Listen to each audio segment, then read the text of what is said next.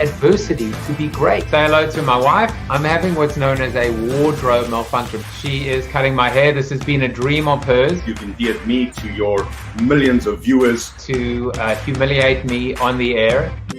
I always cry even though it isn't allowed. So proud. You make me want to be a better streamer. A better streamer. No, definitely not that. Do you need adversity to be great? Your skill is you tee up your guests and you make them look, so good. Yeah. Oh, such a good question. Gets me all fired up, man. Such a good interviewer. I'm ready to go. Jump to the screen. But no, so true. They can't see I'm dancing by myself. And despite the best ministrations of your wife, you still look ugly. Well, welcome everybody to another episode of Corona TV. Doesn't matter what the day is, what the date is. It doesn't. The only thing that we need to preoccupy ourselves with is that it's 2020. And we can debate whether, until the cows come home, whether 2020 sucks or not. I think what we've discussed on the show is individually, it kind of sucks, but collectively, holistically, for humanity, there have been some pretty powerful, amazing, inspirational, transformational aspects. My guest today, I will mention him in a moment, the one, the only, the love guru, Tim Sanders. He says he has a special shirt. Whether he wears it or not, we'll see. Right now he's not wearing it, and I can see if he quickly goes for it, but maybe he'll show it if he has it. And I like that kind of shirt. I feel like that's the right message.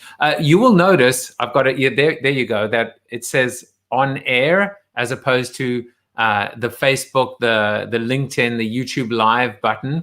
I changed it because for some reason I got dinged on Instagram for being overly promotional or using Facebook's likeness, etc., when looking to promote one of the Corona bites. Long story, but I changed it. So whatever, I tried to explain to the bot, the AI bot, that it was okay, but the AI bot would have nothing of it. So we're still trying to teach the folks over at Facebook to be a little bit more human, but it will come eventually. So hello, Michelle. Welcome back. I know you've been very busy. And I'm glad that you're watching today. You're going to love today's episode. There's no doubt about that. Okay, so let's get into it.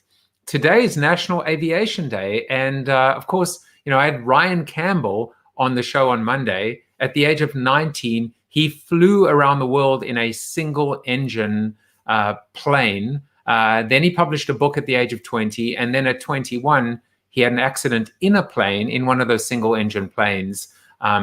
He lost all movement and feeling below the waist. He's since regained it. What an amazing story. And the kid is only 26 years old, and he is a kid. But that was an amazing episode as well. But today we're going to focus on Tim.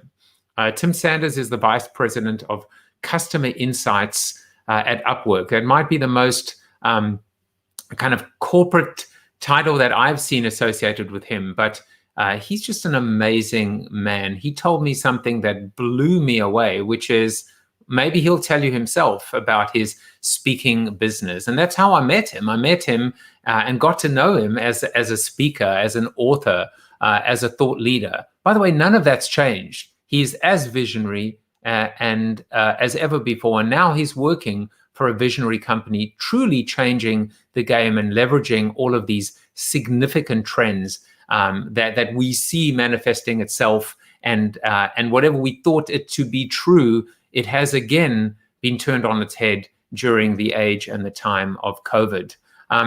Now, again, if you would like to get a sense of who's coming up on the show, if you want to hear my take on the interviews, if you want the scripts for the seated soliloquies, all you have to do is subscribe to my newsletter. And I'm doing something similar to, in a way, what Tim's doing, but what I'm doing is focusing. My priority is Corona TV. And so instead of being able to spit anything out in my newsletter, I'm trying to, bring all of my platforms together and align them together.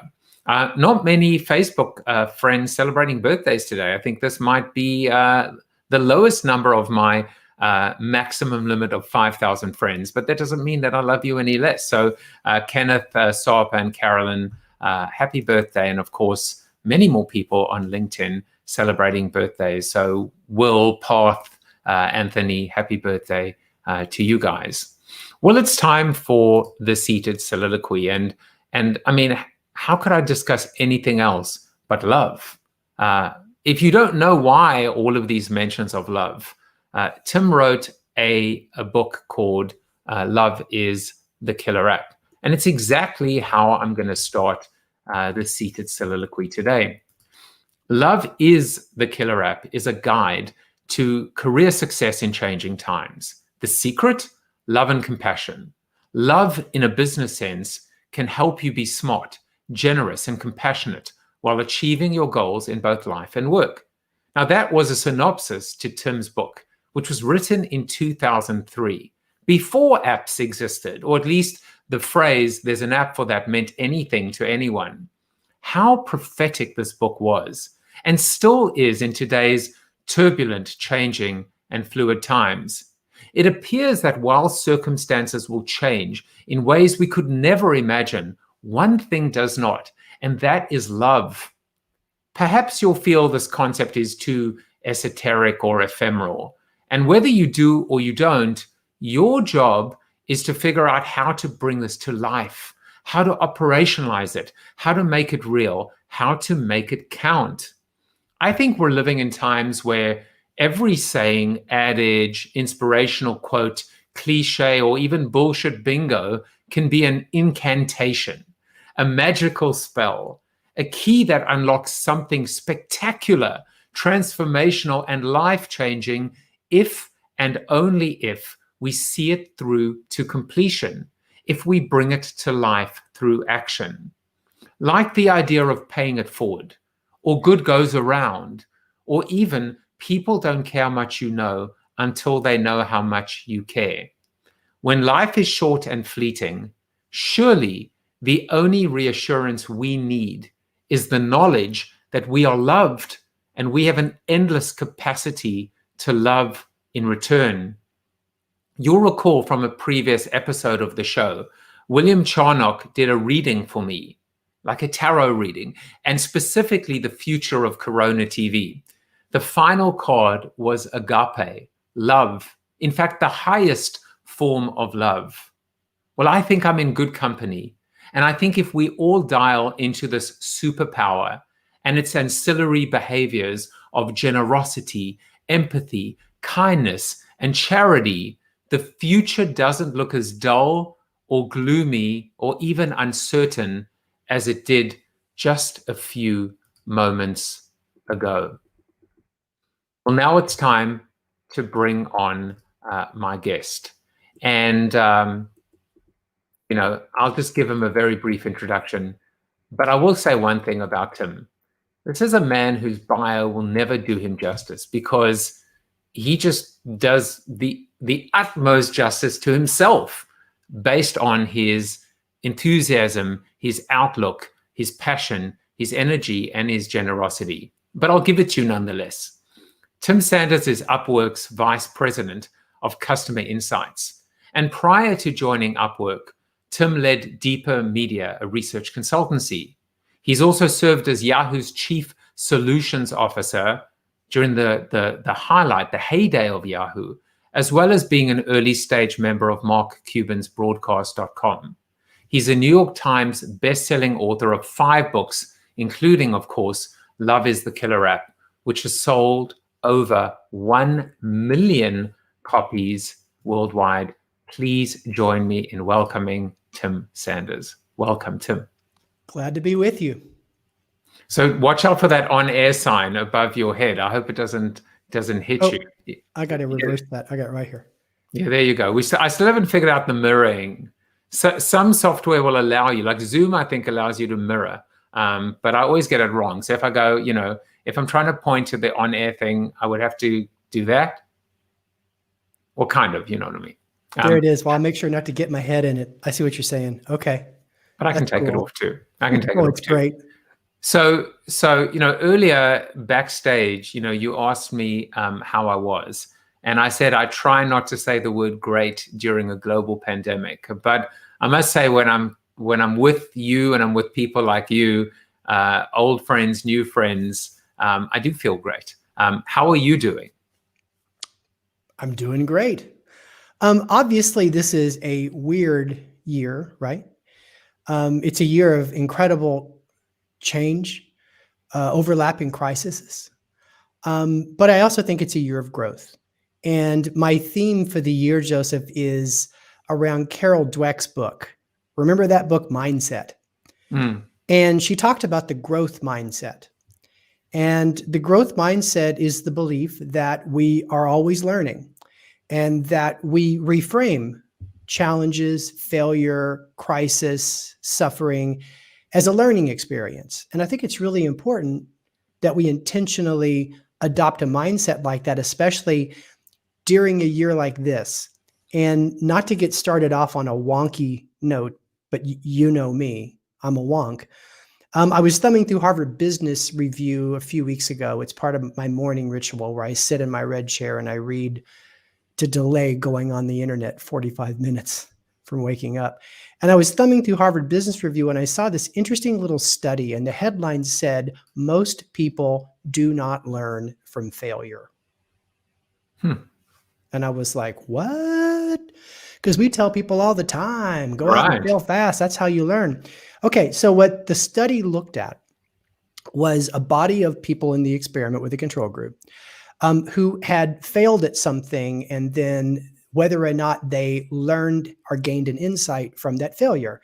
And the vast majority of people did not learn from it because they had something the researchers called learning aversion. I want you to think of it as an extension of your ego. So oftentimes what the researchers suggest is that we file away failure as an uncomfortable moment in our life, and we don't learn from it. But the study did reveal that the small percentage of those who actually do learn from failure have the growth mindset.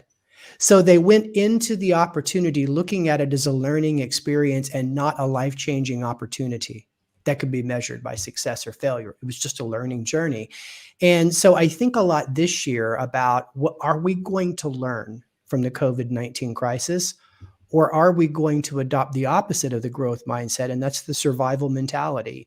And just kind of look back on 2020 as this awful year that we wish never happened. And I'm separating that from this suffering, that's going on by those who've, contracted COVID-19.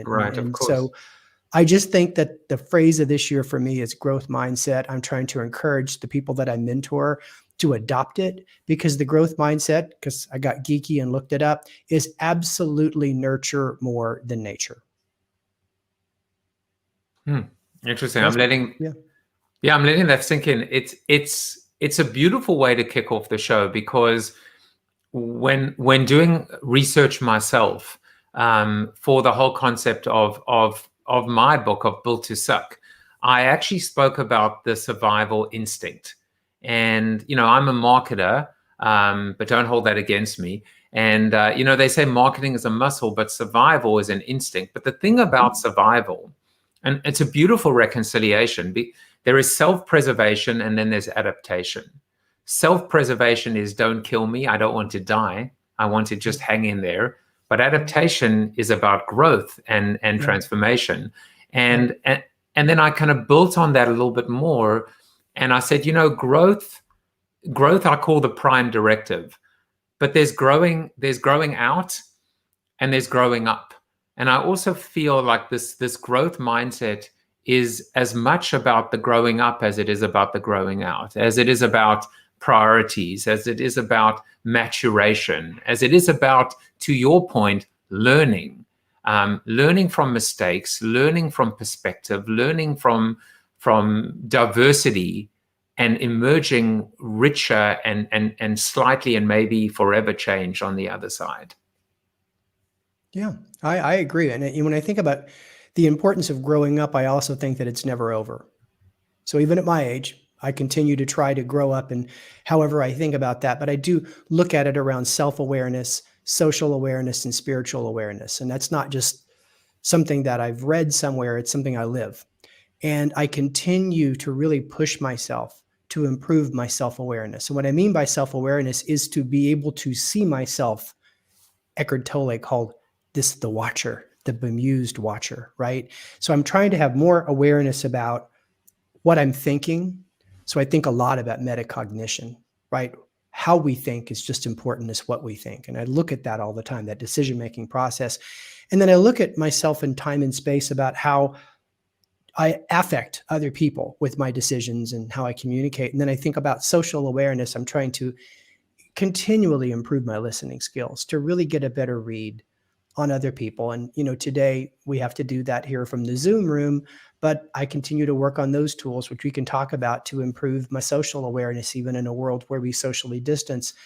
But I think the hardest part is just to continue to grow spiritually. And what I mean by that is that your connection, with your real self, your true self, because one of the things I've learned just recently in preparing a discussion for several hundred doctors in upstate New York about uncertainty is that you are not your thoughts. You are your true nature. And spiritual awareness is really being able to dial into that.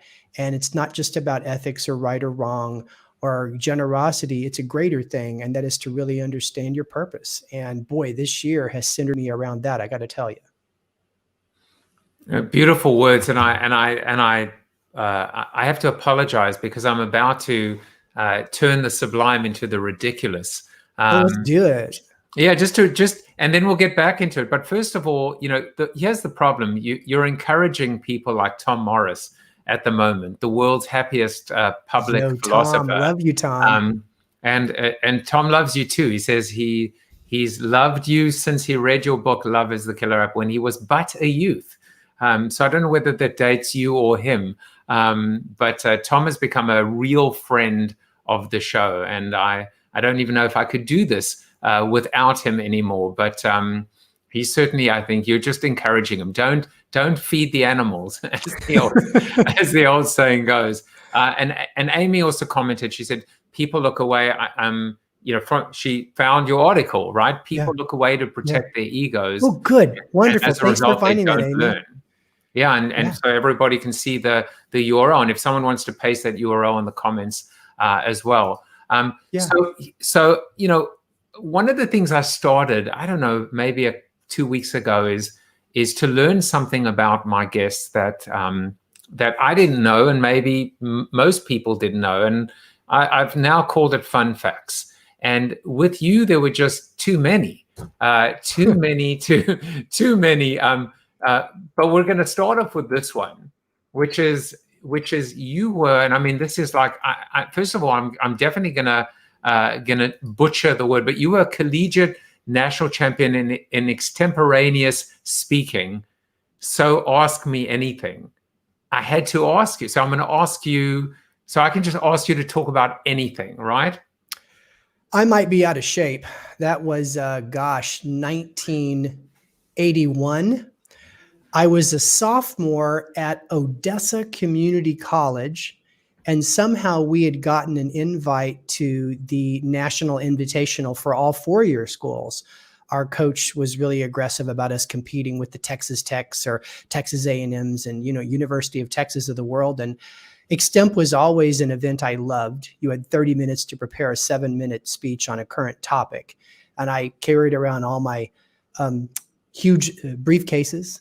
They were catalog cases is what they called them, with all the magazines and news clippings so you could quickly, do research for the talk. But yeah, I was a sophomore at OCC. We got it to the national tournament. Somehow I made it into the final round. It surprised me as much as anybody else in my hometown, and I got to take home the big trophy. But ever since then, I've thought a lot about the value of being able to speak extemporaneously. And I try to pull that through, in business conversation. Although I got to tell you, when I was in professional speaking, I certainly wasn't extemporaneous. I thought a lot about it. I was a huge believer in rehearsal, even though I often customize my presentations. But I think the value of extemp is for you to be a very good researcher and to have block out times of every day to stay up on current events. But most importantly, to be able to work with a mastermind group of journalistic sources that truly have integrity at the very top of their writing style, so that as you're quickly gathering information, you don't get misled. And that was back, 1981, before all of the social media misinformation today. I think it's probably a greater challenge to current kids in high school and college that are competing in speech and debate to actually speak on current events with a single point of truth. So would I be allowed to put you on the spot for 60 seconds to talk about an extemporaneous topic, which I think, I don't think it's that difficult. Okay, let's do it. All it. right. Actually, though, technically it's called impromptu. That's a different version. It's a 60-second speech, but let's do it. Let's do it. I like it. All right. So I'm a Trekkie, and we've seen whether it's the Flintstones, whether it's the Jetsons, whether we've seen Back to the Future, we've seen a lot of these predictions come to pass. Two that have not yet come to pass are time travel and teleportation. So in 60 seconds, I'd like for you to talk impromptu or extemporaneously about the inevitability and of these two, and or maybe just argue whether you think they will come to pass or whether they will never come to pass. I think we have to separate time travel from teleportation. So time travel, I believe, was created as a dichotomy. The idea being that if you go back in time, you destroy something into the future.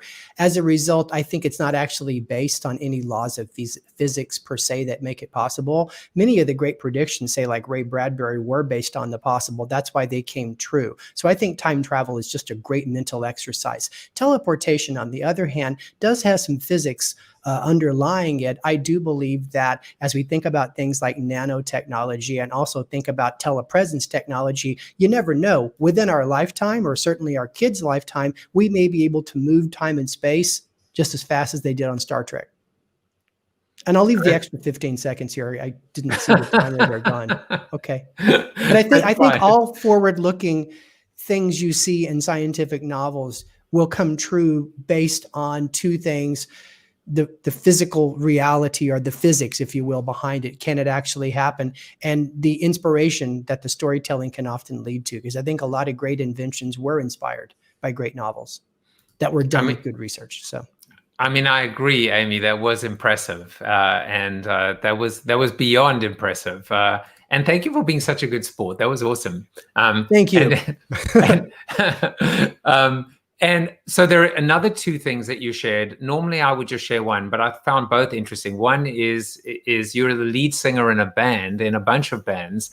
And I don't think you knew this about me, but I'm definitely not a lead singer in a band.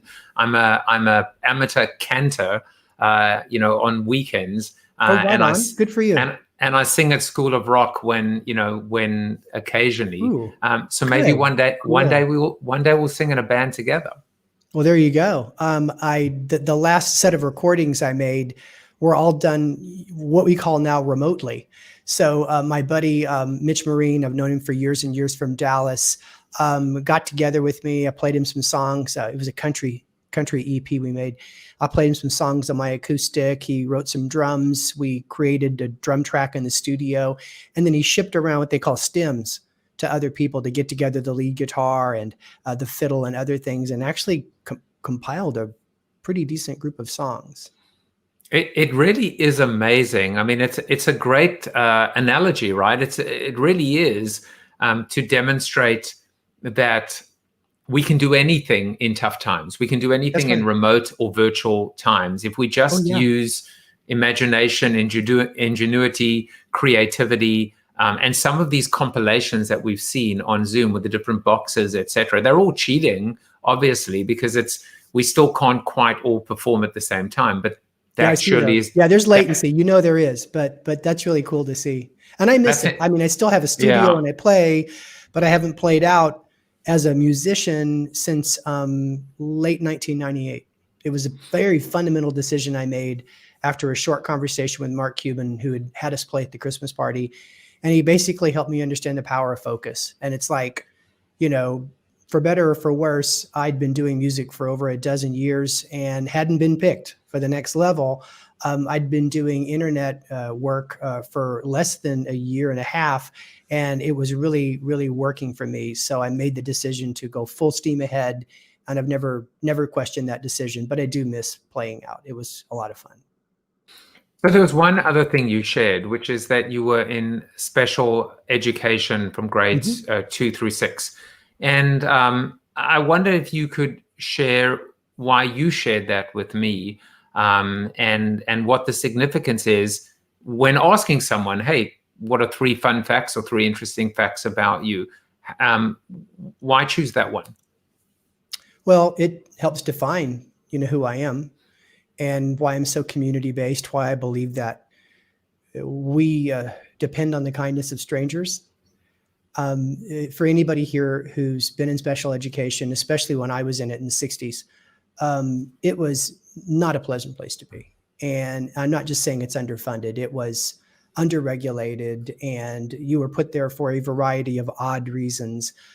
So basically, second grade, I went into special ed. I stayed there until the end of the 6th grade. I put back into general population in the 7th grade. You can imagine that was a really tough year for me. I was different. My nickname was Short Bus Sanders. I got whooped on a lot. As a matter of fact, we ended up moving from the farm to the city, and I changed junior highs in the middle of the 7th grade to try to start over again. So, it was a very challenging time for me, but it was also a learning experience for me. And I say this because there's a lot of people out there that have either had learning difficulties or, as I had, severe emotional issues as a child. You can work through anything with the right inspiration, the right determination, the right circle of friends and family. So I just mentioned that because too oftentimes your bio of a person leads with went to this prestigious university and won these 5 awards. And I just wanted to kind of ground things a little bit more in reality. I come from incredibly humble beginnings, folks.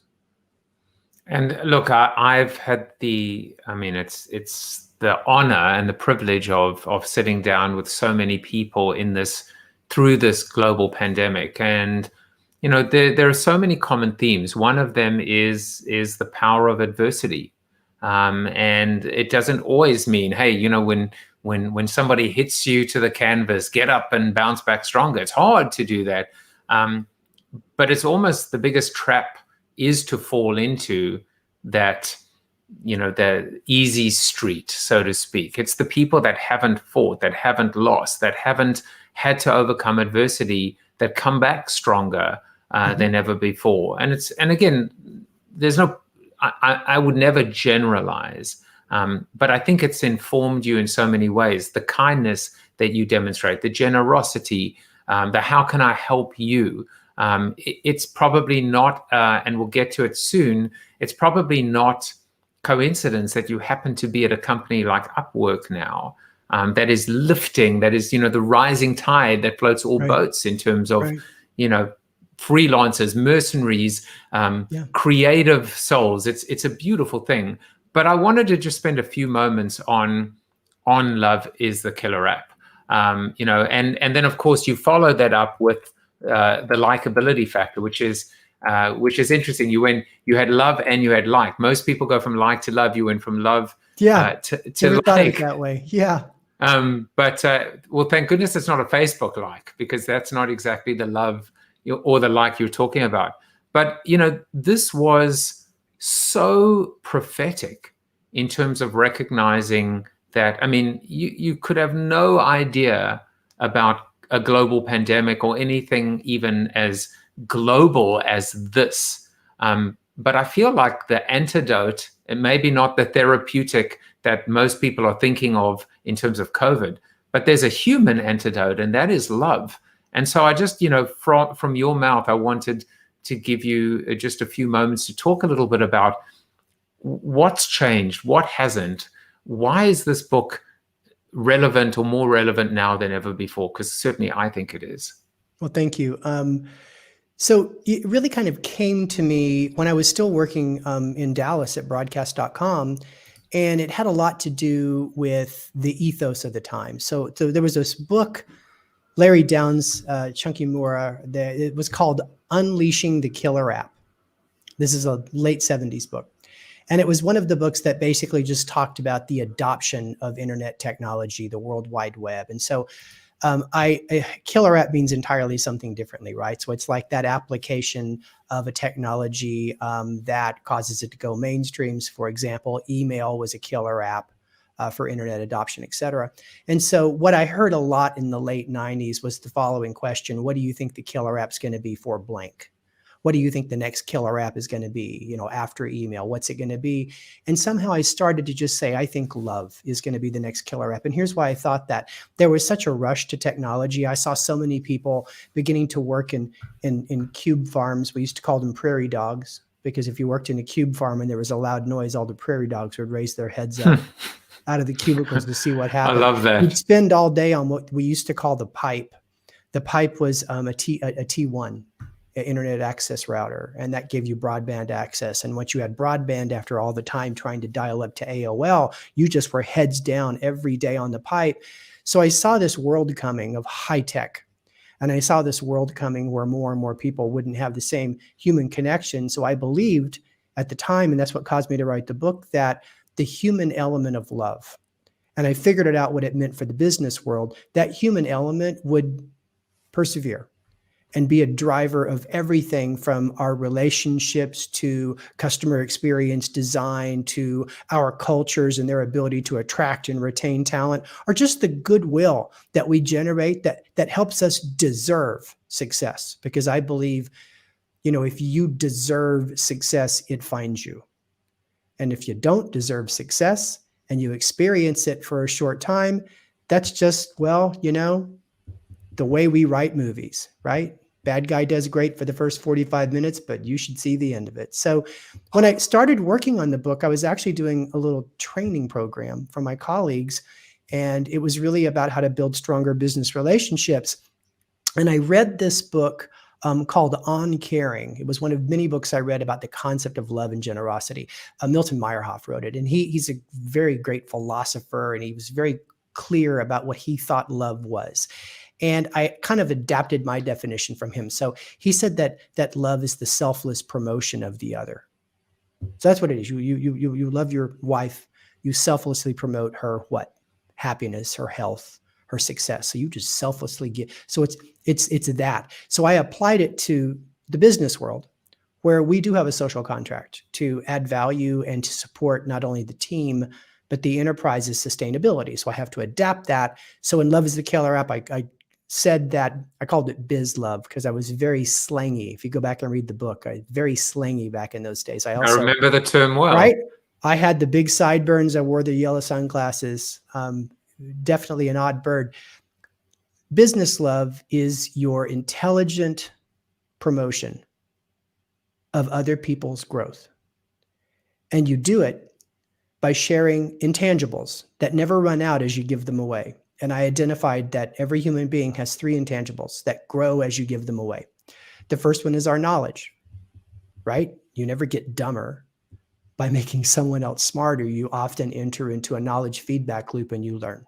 That's why mentorship is the great learning tool for people, especially those that are on in their age. The second intangible that we have is our network of personal relationships. I created the phrase called your network is your net worth.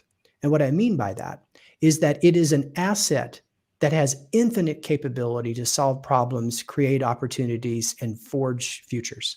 And it's the one thing that you own outright that only you can destroy, largely speaking. And we're kind of in a cancel culture, so maybe not on that one, but mostly your network is your net worth. And the third idea is compassion. Every human being innately has compassion. It's just part of how we were designed. And I really centered around the definition of compassion from a book I had read at the time, The Art of Happiness by the Dalai Lama. And he loosely defined compassion as your desire, your commitment that others do not suffer unnecessarily. And that's what I think compassion is. And I think that if we share knowledge, network, and compassion with other people, we don't just help them in their journey towards success. If we ask them to pay it forward instead of pay it back, we create a field of merit, if you will. And we also strengthen our own communities. So there's a lot wrapped up in that. But basically, the idea is true love means never having to say you owe me. So I definitely sit outside of the circle of reciprocity. And routinely, like yesterday, I do mentorship calls. So this week I'll do about 3 hours of mentorship calls, but I'm doing them all with my Upwork colleagues in various parts of the company because I'm really focusing my energy, on my colleagues right now. But I do mentorship every week. I regularly try to create networking opportunities, doing a lot these days with people that are displaced because of changes in their companies. And oftentimes when you do something nice for someone, they ask you, well, what can I do for you? And I've gotten into this habit of always say nothing because I enjoy this too much to be paid back. What I want you to do is I want you to turn up your noticing knob and find opportunities in the future for you to share knowledge and network and compassion. And there's a lot that comes with that. When I learned pay it forward instead of pay it back, I found the secret to sustainability and generosity. The reason that some people become so cynical as they give, they say, well, I mentored her and she never said thank you. I networked them. He started up a startup, never gave me friends and family. We get cynical because we expect reciprocity. And as a result, our generosity actually declines as our life goes on because we're just not getting enough for the effort. And when people come to me and say, Tim, I tried everything in your book, it's not working for me. I'm like, what are you going for? And what is your technique? Because I don't expect people to pay it back to me. And guess what? Here I am 20-something years into this model. It's just fresh as day one because I have no knowledge of whether they pay it back because I don't care. And I have hope and I believe that they all pay it forward. So I have a very optimistic viewpoint about everybody I've ever helped. And I think that's a really important thing to think about as you pursue a lifelong plan of being generous.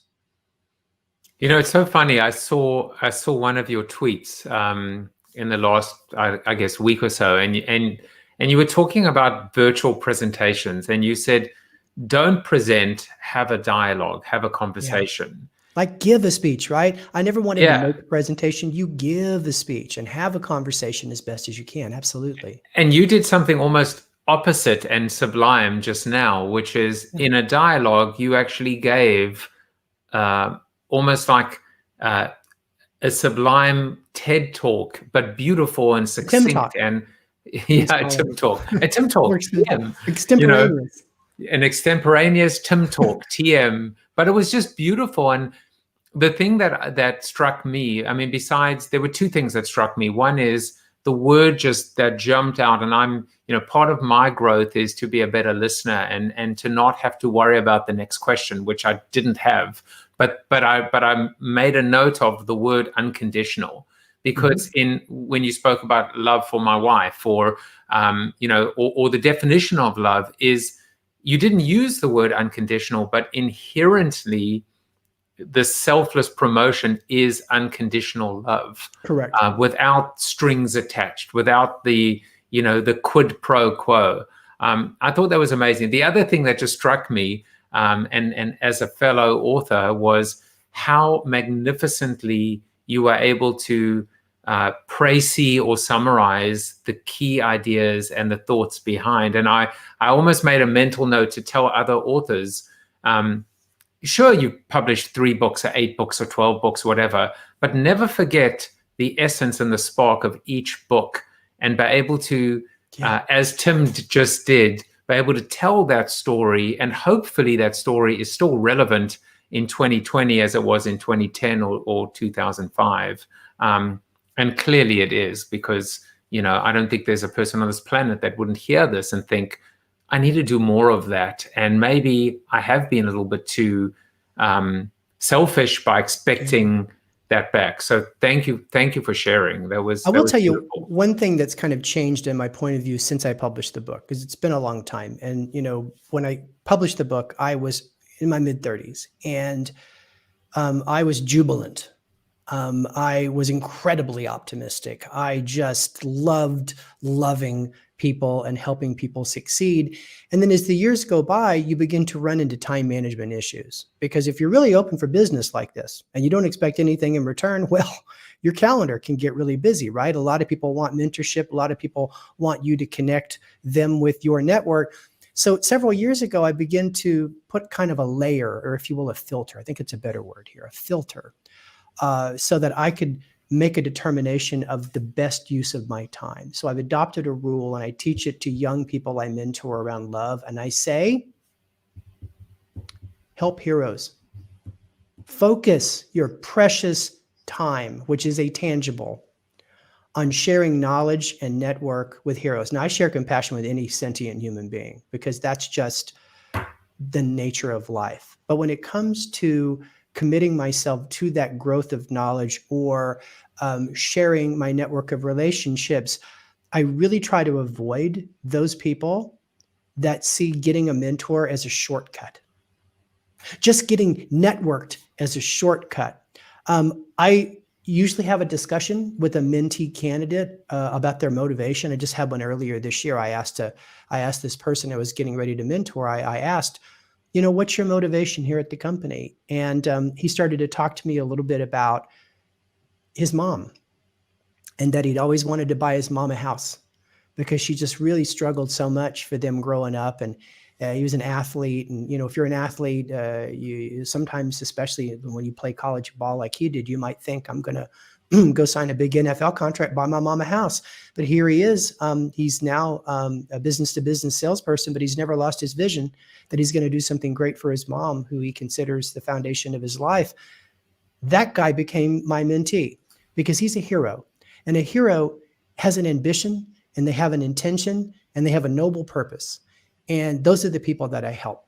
And that really helps me determine the best way to use my time, because what you don't want to do is get into this thing where you say, well, I can network you. What do you got for me? And you meet people like that all the time. They kind of dangle out a few famous people that they know that they might be able to introduce you to, and then they screen you for value. And when they think you can do something for them, then they open up the palette and share, experiences and knowledge and network with you. I think that's a poor filter to apply to this situation. It'll make you incredibly cynical. It will disappoint other people that thought you were really trying to help them. If you just search for people who are true heroes and they just need a gift for the next stage of their journey, you're going to use your time wonderfully giving it away. I really love that. And by the way, we're going to talk about the heroes that are why Upwork exists. But before we do, I think you may have noticed I changed my background. Oh, there you go.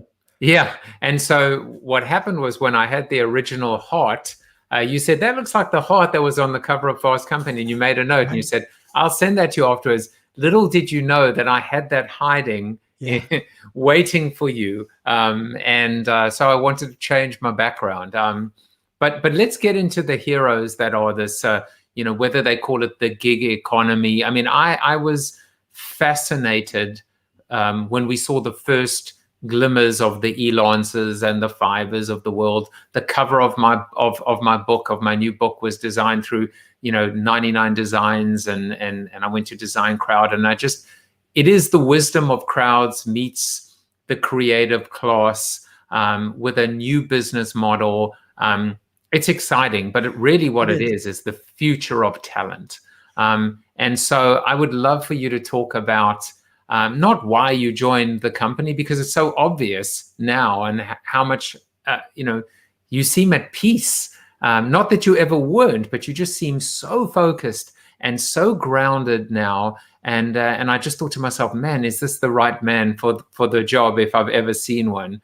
So I would love for you to talk a little bit about the future of talent and where you see all of this going, because it's a visionary time and it's a visionary opportunity. So Upwork came to be from the merger of Elance and Odesk.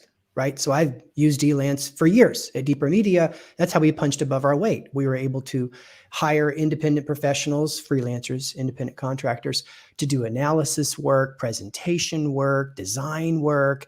It was really agile as a way of thinking about, talent. I was excited.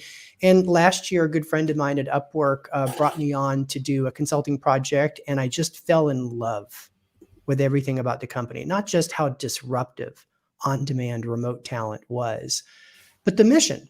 And what really separates Upwork from other platforms out there is that Upwork has longstanding had the following mission. We exist to create economic opportunities for others so they can have better lives. So when we think about those millions and millions of independent professionals on our platform, or those thousands every day that want to join the platform, we find a lot of real purpose in knowing that as we go out and we get major organizations from Procter & Gamble to Microsoft to begin to use those Upworkers, and not just to do a gig, but for a long-term project or to put them in their talent clouds, we know that we're not just creating an economic opportunity today, we're creating a new way for people to have financial security. Because here's what most people don't know about independent professionals. That's what we call freelancers. The ones that come on our platform, we've calculated they are a business person, which means they're not just doing this to make some extra money. They're not your Uber driver that's doing it as a side hustle. This is their business. They are, in fact, a business person. They demonstrate an entrepreneurial spirit. And what their desire is, and this is cool because I've talked to so many of them over the last 7 months, they want to come on Upwork and they want to pick up 4 or 5 enterprise clients. So they have this portfolio of income opportunities. And they point to the people that took a full-time job as people that put all their eggs in one basket. And here we are in COVID. Think about people who are furloughed that had a singular source of income.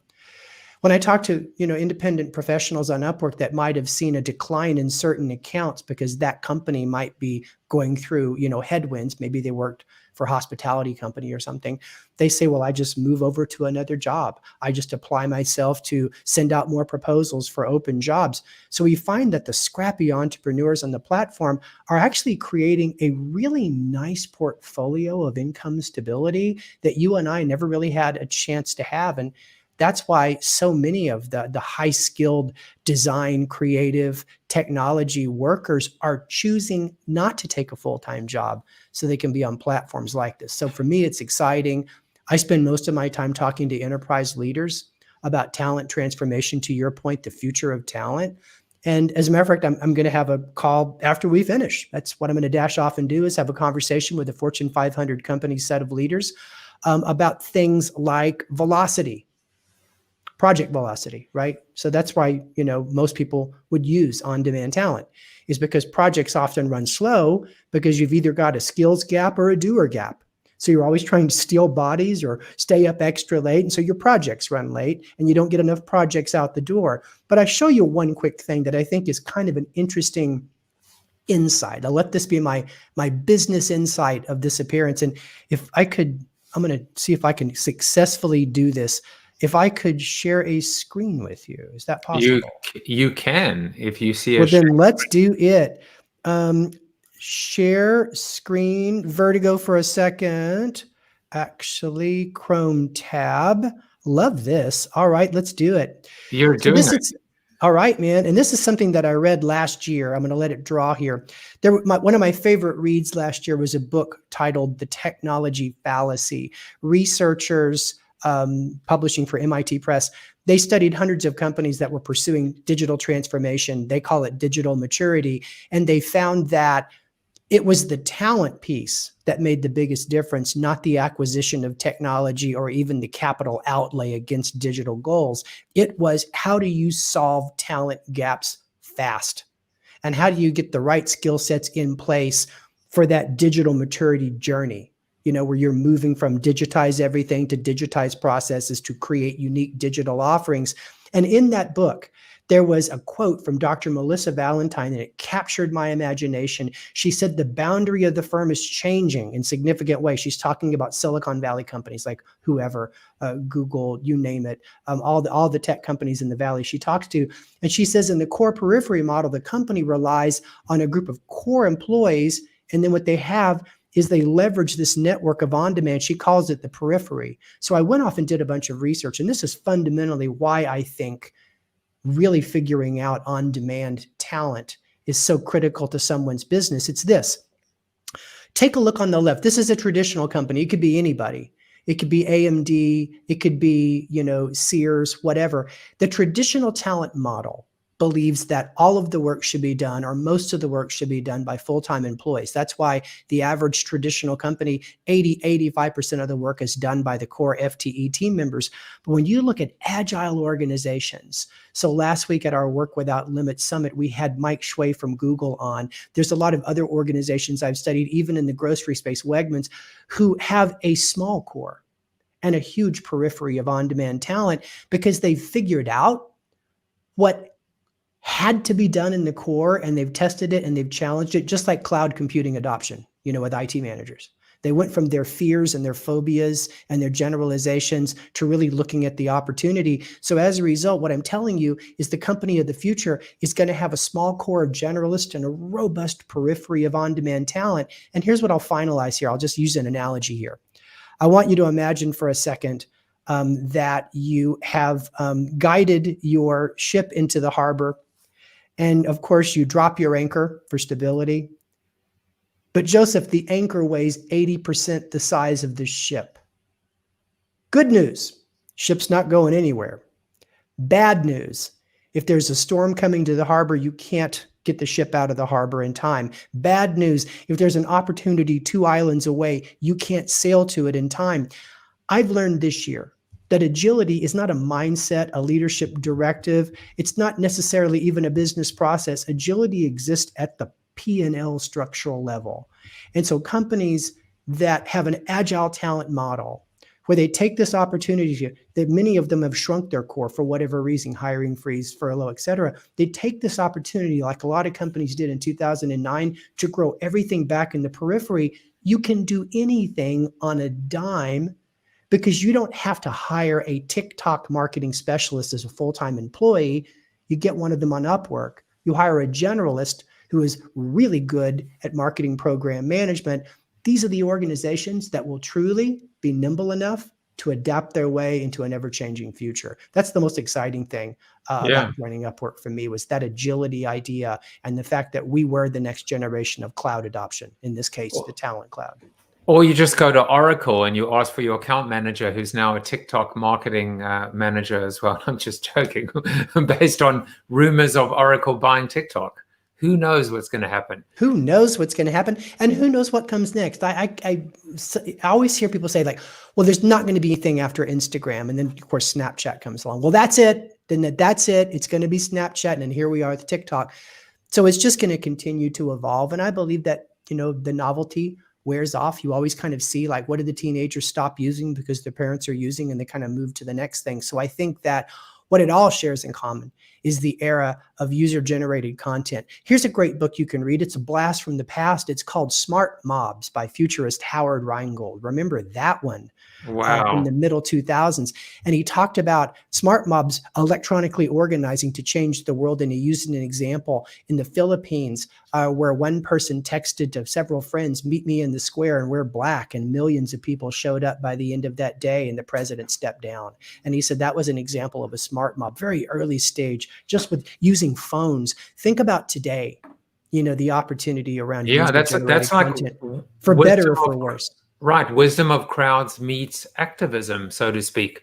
We're going to move over to the Zoom after show in about 5 or 6 minutes. But I wanted to almost reframe, not even reframe, but actually restate something, because it struck me, and I've known all the stories, as have you, even before Upwork was on your radar, about the power of the freelancer and this new economy and the gig economy, etc. But in the age of COVID, 2 things struck me as to why you exist and why you deserve to exist now more than ever. Number one, it is this, I guess the way to frame it is an agency of one, right? The reason why you work for an advertising agency as a marketer versus for a company is that you have multiple clients, and hopefully you diversify your revenue streams. That's exactly what the story you told.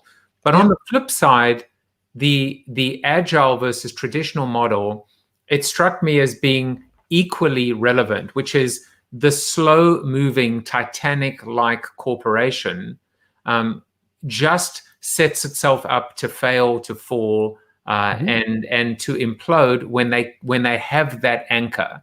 And so the key word in the middle is talent. And that's why I wanted to, and there was so much we could have discussed, and we probably still will in the Zoom after show, but I always come up with my little stump the guest quote, as in who said this. But I really thought it was so apropos for this conversation. Talent is like electricity. We don't understand electricity, we use it. Do you know who said that? And of course, I'm expecting you to say, I have no clue, Joseph. Stop wasting my time. Tell me who said it. I do not, but it's a great quote. I love it. It's Maya Angelou. Oh, wow. That's a great quote. Let me add to that one. Talent goes where they're wanted, and they stay where they're well kept. So there you go.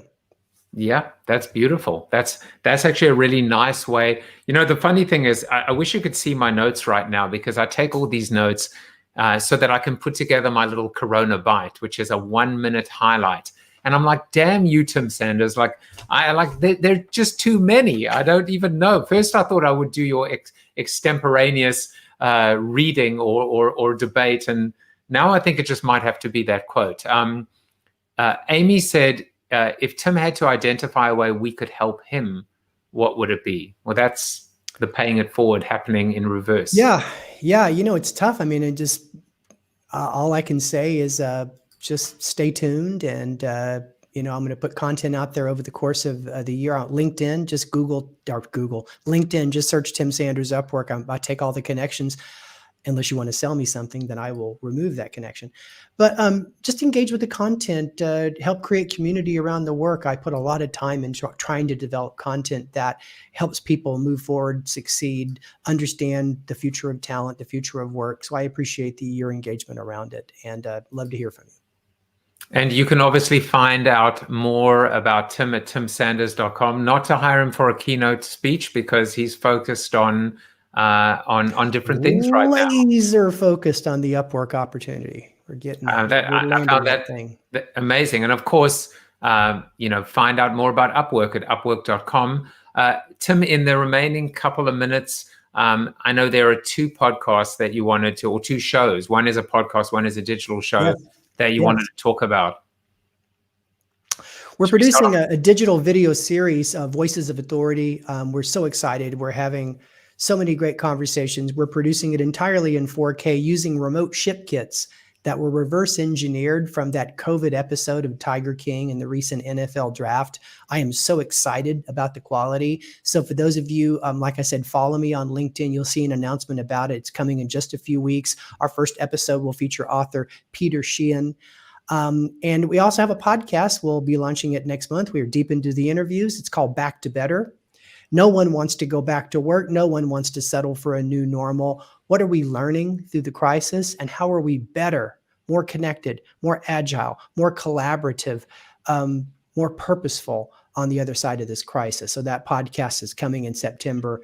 Just connect with me on LinkedIn, and I'll let you know how you can either watch, download, or listen to it. Thank you for that plug, Joseph. No, you're very welcome. I will be watching as well. And for now, I think all that remains to be said is come join us for 15 minutes or so at bit.ly/CoronaTV after show.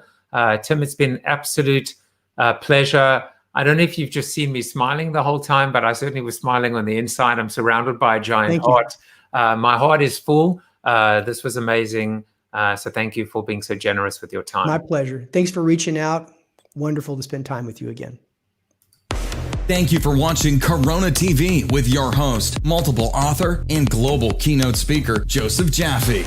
Corona TV is the show about hope, positivity, optimism, and if there's time left over, a little bit of marketing. The after show on Zoom starts right now at bit.ly/CoronaTV after show. If you like the show, tell a friend or two. Please subscribe to the show at coronatv.show. And if you want to get inside news, previews of upcoming guests, and much more, text Corona TV to 66866 or visit josephjaffe.com/subscribe to sign up for the show's newsletter. And despite the best ministrations of your wife, you still look ugly.